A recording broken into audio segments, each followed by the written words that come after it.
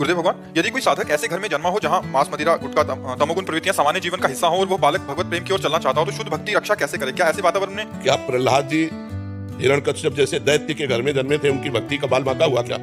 यदि अपनी निष्ठा है तो कहीं कोई हमें परास्त नहीं कर सकता। घर क्या है, समाज क्या है, हमारी निष्ठा है।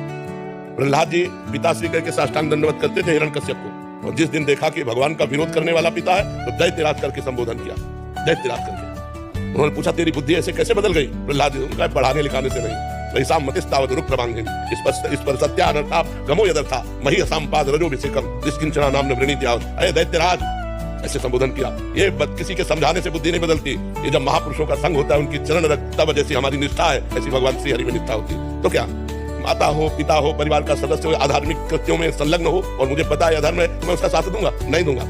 तुम अपने कर्मों का भोग भोगो, हम अपने कर्म से चलेंगे। तजो पिता प्रहलाद विभीषण बंधु भरत महतारी गुरु बलि तजो कंत ब्रज वनितन हे मुद मंगलकारी जाके प्रिय राम वैदेही तजिए ताहि कोटि वैरिशम जद्यप परम स्नेही। माता हो, पिता हो, भाई हो, बंधु हो।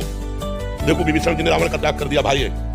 गोपियों ने अपने पतियों का त्याग कर दिया, और श्री बलि जी ने अपने गुरुदेव का त्याग कर दिया। जब शुक्राचार्य जी ने मना किया वामन भगवान को दान मत करो, ये 3 पग में सारी ब्रह्मांडों को नाप लेंगे, नहीं माने। कि जब भगवान भिक्षुक बन करके आए तो ऐसा अवसर हम नहीं चुकेंगे। गुरुदेव की बात टाल दी और भगवान को 3 पग पृथ्वी का दान किया।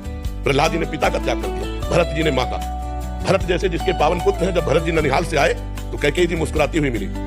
उनका माँ हमने तो सुना बड़ा मंगल हो गया, पिता पधार गए और तुम मुस्कुरा रहे हो, भगवान राम वनवास चले गए। तो उनका बेटा तुम्हारे सुख के लिए मैंने वरदान मांगा कि राम को 14 वर्ष का वनवास और भरत को राज कर दिया। उनका पापिनी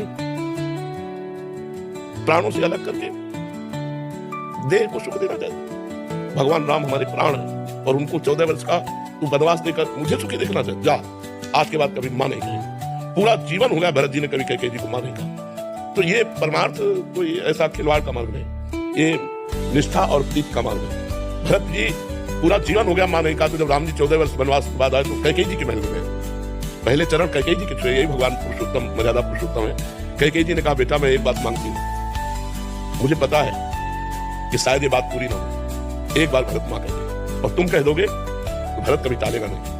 भगवान कहने ही जा रहे थे, जब सूचना मिली तो भरत जी ने कहा मैं भगवान की आज्ञा को टाल नहीं सकता, कैकेयी को मां नहीं कह सकता, ऐसी स्थिति में मैं अपने प्राण त्याग सकता हूँ। भगवान राम ने कहा तो जाके प्रिय राम वैदेही तजिए ताहि कोटि वैरिशम जद्यप परम स्नेही तजो पिता प्रहलाद विभीषण बंधु भरत महतारी गुरु बलि तजो कंत ब्रज वनितन हे मुद मंगलकारी। तुम्हारे पिता का भी कल्याण हो जाएगा यदि तुम धर्म मार्ग का अनुसरण करते हुए मनुष्य जीवन की यथार्थ आध्यात्मिक शक्ति को जागृत कर लिया तो कुल का कुल पवित्र हो जाता है। कुलम पवित्रम जननी का था। तो ये गलत आचरणों में नहीं जाना कि हमारा परिवार गलत आचरणों में जा रहा है तो हम गलत आचरणों में ही जाए।